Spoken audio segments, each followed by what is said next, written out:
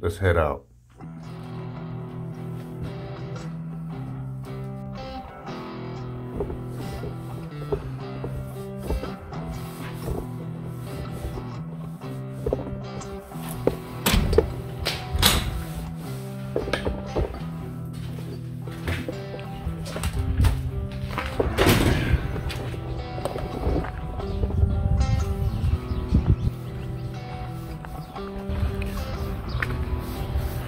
All right, I'd like to thank you guys for tuning in to another episode of PLA Mind and Body Works. I'm your host and instructor, Percy Lee Arrington Jr. And today, I'd like to get into kind of a touchy subject for me and probably for a lot of exercise enthusiasts as well. I want to talk about the influence of genetics and give you, well, the influence of genetics in terms of strength training and just personal exercise and fitness goals. And I want to give you some anecdotes along those lines. As a personal trainer, you know, for 25 years, I've had a lot of uncomfortable experiences with clients who have fitness goals that just aren't really attainable for them due to their genetic predispositions. Case in point, I trained a young lady, and this is, you know, back when I was in my 20s. She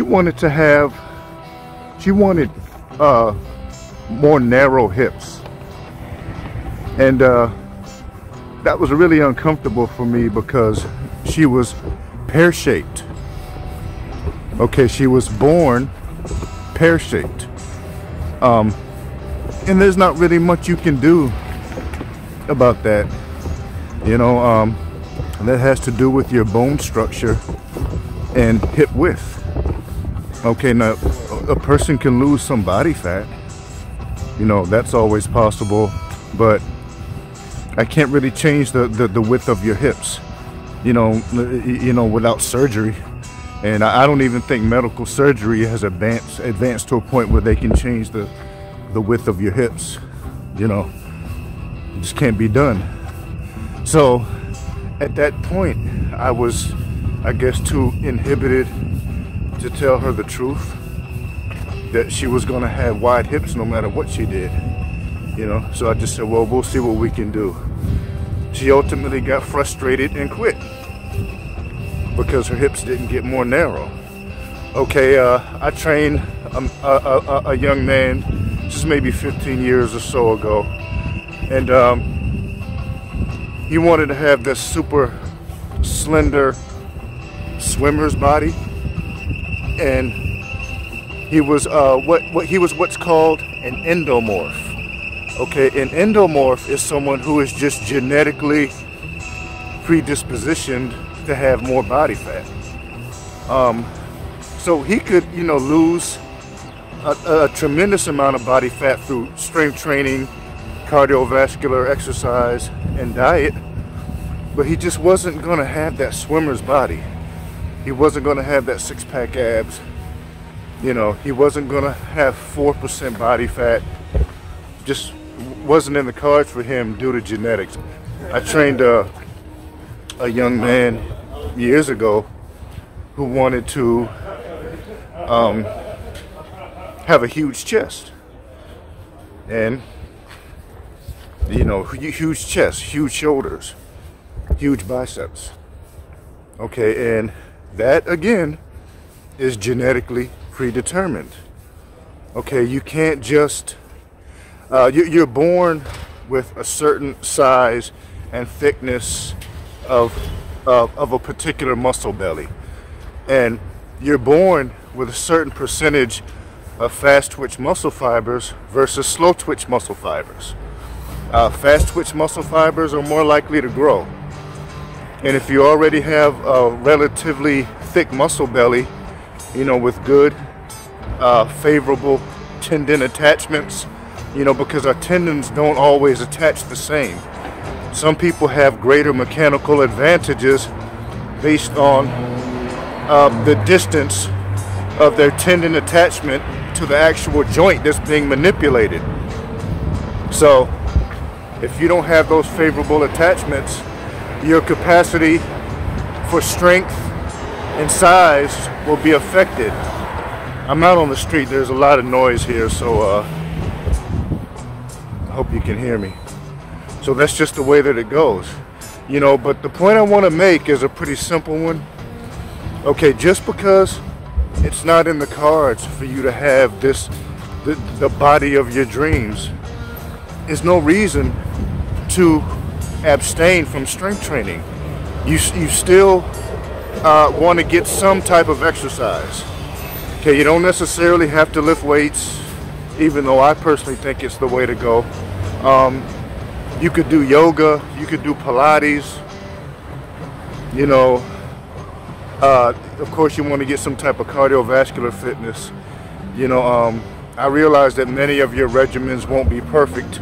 You know, they will be if you listen to me, but most of your regimens won't be perfect.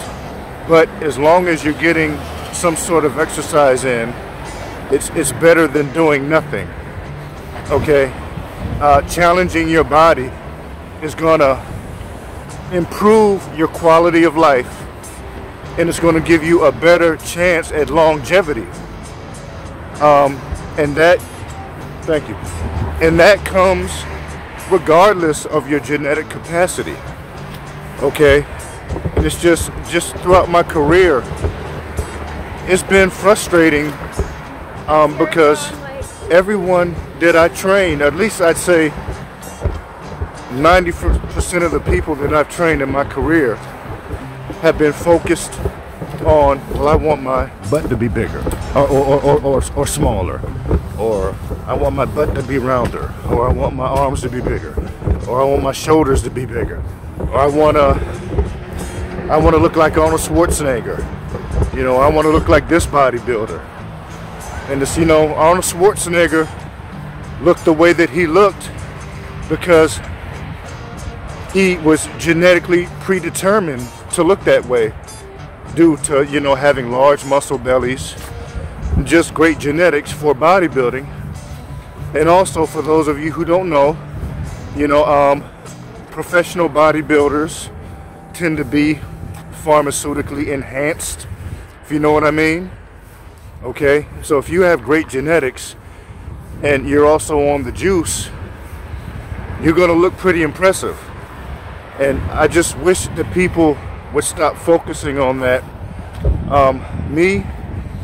My genetics for building muscle are above average. Not the greatest in the world, but they're definitely above average.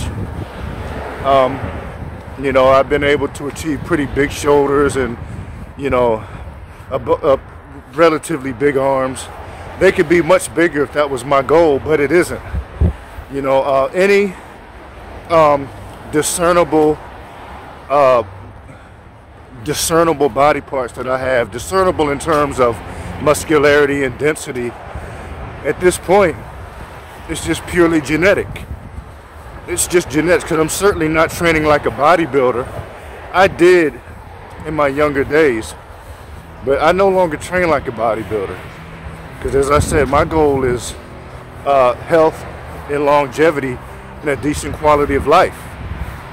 And bodybuilding style training can be a real hindrance for that, because, you know, if you're really looking to build thick, dense muscles, you know, at some point it's gonna call for some real heavy weight, unless you're really just genetically gifted. You know, if you aren't genetically gifted, you're gonna have to lift pretty heavy at some point. And at some point, you know, you're gonna get injured. You know, I'm sure a lot of professional bodybuilders, actually I know a lot of professional bodybuilders have some terrible horror stories about horrific injuries that are just mind-boggling. Like, how do you tear your entire pec? How do you tear your bicep? You know, I've had some pretty intense workouts. Never torn a bicep, never tore a pec. So, thank you. That's just the point I'm trying to make. It's just not always about how you look. You know, if you want to be a professional bodybuilder, then that's a completely different story and probably a completely different video. But understand that your fitness goals should not be completely contingent upon how you look, because some of these goals in terms of aesthetics may not be possible for you just based on genetics. All right, so that's pretty much what I wanted to say.